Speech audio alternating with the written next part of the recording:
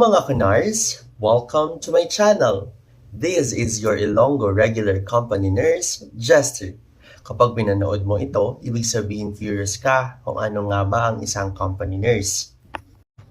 Bago natin pag-usapan yan, nais ko munang ibahagi kung ano nga ba ang main goal o purpose ko ng paggawa ng channel at videos na ito.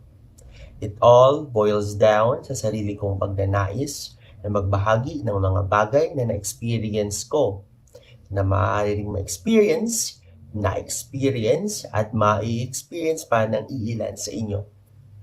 Isa pang reason ay marahil may energy ako pag-uwi at nais kong gugulin yun sa mga bagay na makaka-enrich ng horizon ko. Sa makatuwid, sana yung videos ko na ito ang mga videos ko na ito ay maging makabuluhan sa iilan na nangangapa as a company nurse. Let's get on with our discussion. Ang tema ng aking video ngayon ay nagmula sa suwestyon ng isa kong katrabaho. Shout out sa iyo, sir. Para sa ating video, ipagpapatuloy ko po ang pag-expound on what I usually do as a company nurse. When providing first aid treatment to employees or kapag ipinatawag ako sa isang department kasi mayroong nangangailangan ng health assistance, dapat parating dala ang Tama. First aid bag. Ano ang dapat nasa loob ng isang first aid bag? Stethoscope at sphygmomanometer. Pulse oximeter, kung mayroong glucometer, mas maganda. Sa gamot, common ang paracetamol, betahistine, antihistamine, antacids, at mefenamic acid. Ito ang mga ilang common drugs na dinadala ko. Dapat matik yan. Kasama rin ang cleaning of wound paraphernalia tulad ng gauze pad, cotton balls and bud, betadine para sa paglilinis, at kung meron ay topical antibacterial ointment. At kung burns naman, gamot na may combination ng topical anesthetic, antiseptic, and counter-irritant. Di mawawala ang nursing process as the foundation. Ano ang acronym ng nursing process? A stands for assessment. Pagkita mo sa empleyado, assessment agad. Inspect what seems to be the problem. Check saan ang sugat, dumudugo ba or nag-clot na, pain scale from 1 to 10 at lalim ng sugat, at kung kayang igalaw. Tanungin din kung nauntog at nahihilo. D for nursing diagnosis. Ito mabilisan lang. Example, risk for infection. Ano ang i-make sure natin? Malinis dapat ang sugat to lessen the possibility of infection. Plan for P. Priority ba ang paglilinis ng sugat o paglagay ng pressure para di na dumugo o ipahinga lang or need na magpa-tetanus shots? So definitely, refer natin sila.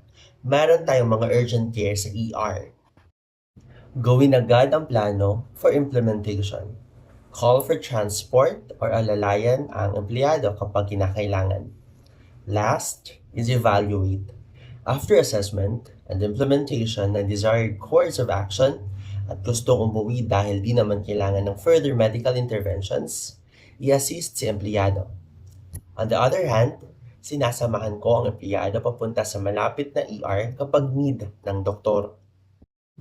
In consideration sa empleyado, tinatanong kung saan siya mas malapit na hospital para mapuntahan ng pamilya, lalo na if able to tolerate ni patient, maghintay along the ride, pwedeng malayo.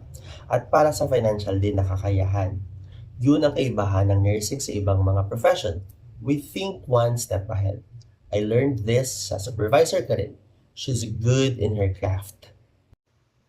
Anong gagawin after nawala sa handle ko ang empleyado? Tawagan the next day. Parte ng role ko as the company nurse ang panatilihing buhay ang empleyado kahit wala na siya sa aking puder. Kamustahin? Picturean ng sugat. Assess if may infection or naghilom na. Next, if na ER or emergency room, secure med cert with fit to work. Tanong, required ba ang med cert? Yes, always yes if ER. Pati sanang discharge summary ay mabigyan ako para alam ko kung for referral sa other medical doctors ang empleyado. Kailangan mong magtindig at sabihin na ang MedCert ay company protocol. Ito ay safety ni empleyado na sinasabi at ayon sa professional expertise ng medical personnel ay kaya niya nang bumalik sa trabaho. Kung nais niyo pang malaman ang mga ibang detalye sa buhay ng isang company nurse, comment lang kayo at bibigyan natin yan ng sagot. Pwede rin kayong mag-comment ng mga personal nyong experiences as a company nurse. Together, let's help each nurse live one day at a time.